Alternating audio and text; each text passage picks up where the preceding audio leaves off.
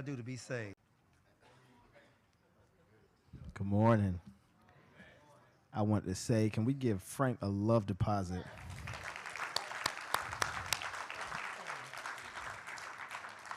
I'm thankful for Frank. I kind of set Frank up because I had my sermon rearing and ready to go.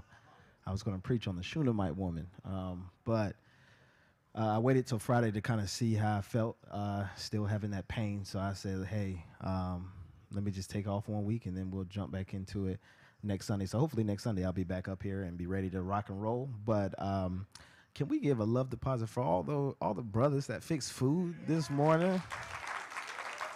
I mean,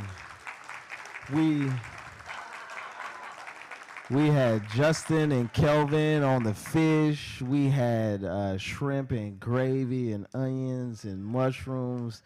We had 2 different types of eggs, regular and cheese. We had bacon and sausage and not pancakes. We had donuts and fruit and man, it was delicious. Everything was absolutely delicious except for the grits.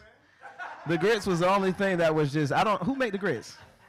Jerome made the grits. That was it. Other than the grits, everything was delicious. Delicious, but that's okay. Next time we're gonna put Jerome on the water and he'll do be pretty good.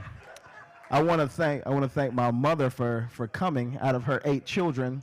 As you can tell by her presence here, you know who is her favorite child. I mean, the proof's in the pudding. I'm just saying she's here with me and not there with them. So if they're watching online, there you go. I got a couple quick announcements. Are there any mothers in here who did not receive a Mother's Day token, a gift from the church? Ray, keep your hand raised. We're gonna have Greg, one of our shepherds, come and hand those out to make sure you get those. Also, I want to make a quick announcement. I see a lot of children here. Parents with children, if you could please stand up. Parents with children that are here. Kelvin, what we're going to do is we're going to hand out, if you got children or grandchildren, we're going to hand out these youth registration forms. Youth registration forms. Please take 1 form for each child. 1 form for each child. Please fill those out. There's a table in the back with these forms. There's a folder. Please put the filled out forms inside of the folder. And if I could explain to you what these forms are for.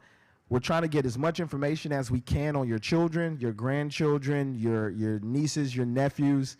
We are forming a youth ministry catalog. We want to know exactly how many children are attached to this church, their ages, and we want to be able to develop and cater the youth ministry specifically for them. We have a lot planned for the youth. The youth is probably our largest budget item. We want to take them to games. We want to take them to amusement parks. We want to have lock-ins. We want to have laser tag nights, bowling nights, skating nights.